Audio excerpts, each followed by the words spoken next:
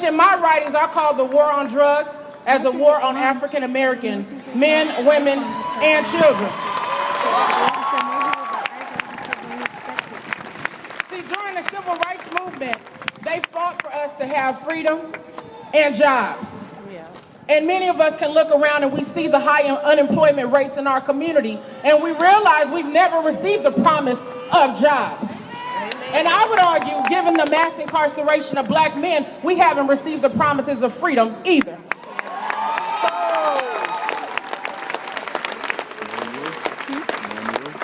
So I would posit that it's time for us to take a stand. Because as President Obama said, if he had a son, he would look like TRAYVON. Well, I do have a son whose name is TRAYVON. And I fear for his safety because it is no longer safe and comfortable for a young African-American man to walk down the street minding his own business without the risk of being taken out. See, anytime we watch the news, what do we see? The black man as a perpetual suspect. Anytime we read the paper, what do we see? The black man as a perpetual suspect. And it plays a role in our ability to even have our men being gainfully employed, to have our men become the backbone of our community. It's time for us to stand for something so we don't fall for anything. That's right.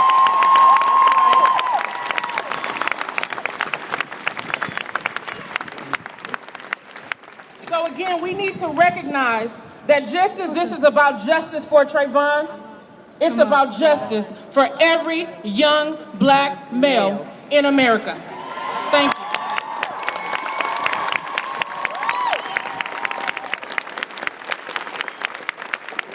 Give it up for Professor Nakima Levy-Pounds again. That sister does some important work for us here in Minnesota. Our next speaker. Thank you.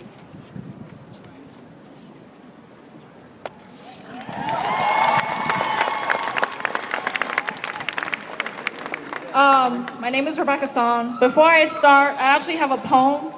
I'm going to cut it down and focus on TRAYVON today. But I want to let everybody know, mark my words, TRAYVON was not the first and he will not be the last. So I just want us to take a moment, close your eyes, take a deep breath in the memory of all those who've died from senseless racial violence.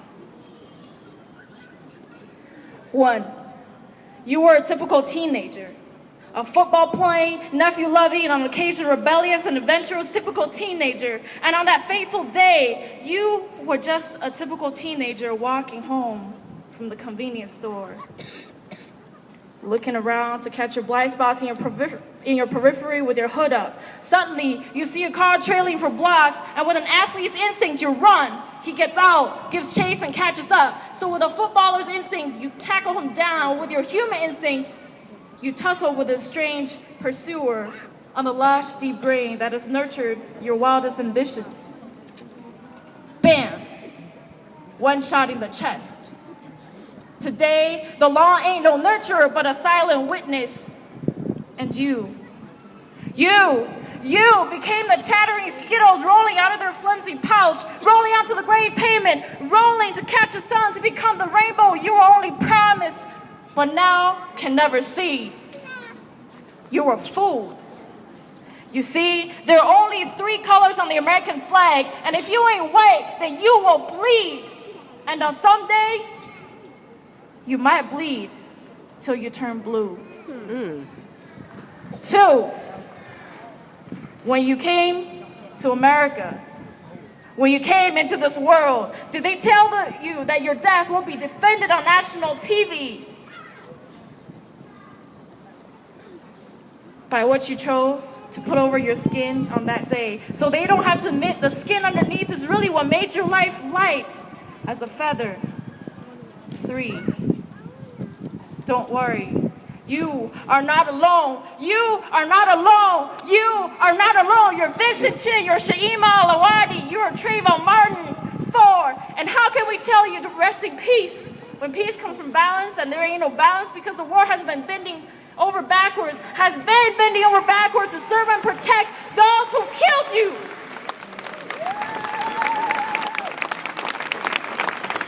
Innocent souls at the wrong place, at the wrong time, wearing the wrong things, and on some days, just the wrong face.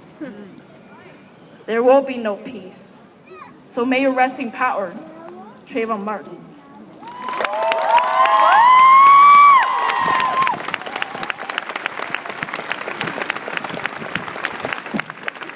All right, moving right along.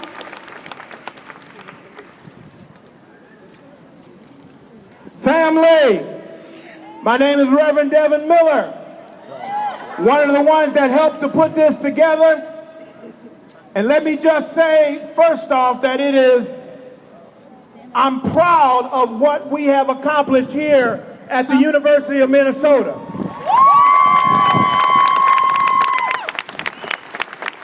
A school and a university that back in the day used to get involved with things that were going on in the community, things that were going on nationally. Somehow they got off track, but now we're back on track, and we're not going to allow things to happen nationwide or citywide from this point on.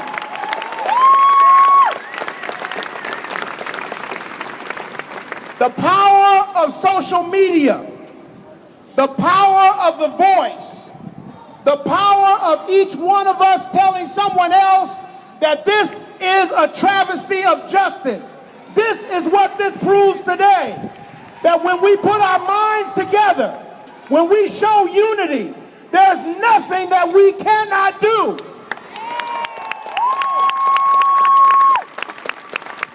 But it doesn't stop here. It doesn't stop with just a rally about TRAYVON Martin. Now that we have gotten the notice of the university, now that we have gotten the notice of the city of Minneapolis, now that we've got the notice of St. Paul, now that we've got the notice of Richfield, now that we've got the notice of Oak Park, now that we've got the notice, we are putting people on notice. You mess with one of our young people, and we will bring the people to you.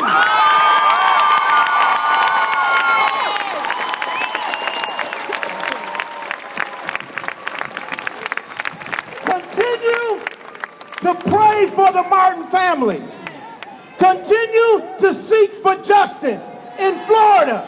But don't stop there. When we make the call again for an injustice in Minnesota, be ready to rally and let's see justice here.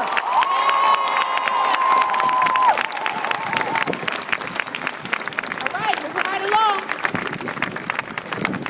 What do we want? Justice. When do we want it? Now. Our two psych lead from the Justice for Fung Lee Committee walk and stand in solidarity in the memory of TRAYVON Martin. Fung Lee, Asian American teenager, shot in 2006 by a police officer. TRAYVON Martin, Black American teenager, shot 2010 by a so-called neighborhood watch. Zimmerman claimed it was self-defense. TRAYVON had a bag of Skittles in his pocket. I got gummy bears in my pocket right now. Our teenagers misrepresented as criminals, evil, gang members, hoodlums. Never let the media define who we are. We, the community, will define who we are. With a history of pain and persecution, we strive for peace. We stand unified of all different backgrounds in the memory of TRAYVON Martin, whose memory will live on in our unification of peace. Thank you. Thank you.